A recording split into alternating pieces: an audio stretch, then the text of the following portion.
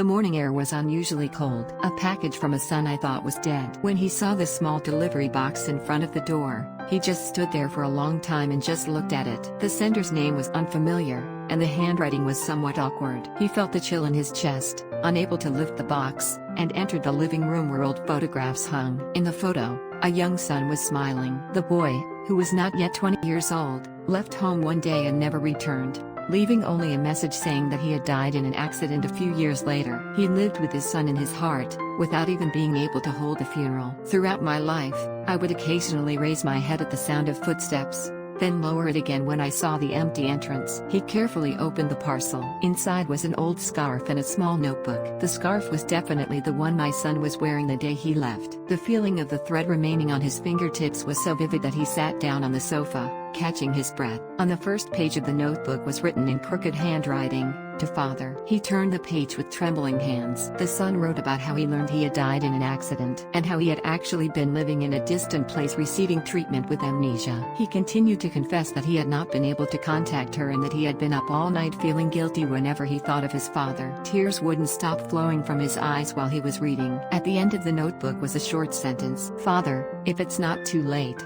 I wish you could hug me just once." He held the paper to his chest and cried for a long time. That day, for the first time, my heart, which had accepted my son's death, quietly crumbled. Suddenly the doorbell rang. He was surprised and walked slowly to the door. When I opened the door, a man with a slightly thin face was standing there. It was a look that was both unfamiliar and familiar. It was a look that was both unfamiliar and familiar. At those words, he could no longer stand. At those words, he could no longer stand. The long gap between us could not be filled with words, but body heat made up for it all. That night, he took out the photo and talked quietly with his son. The package sent by his son, who was thought to be dead, opened up his once closed life again.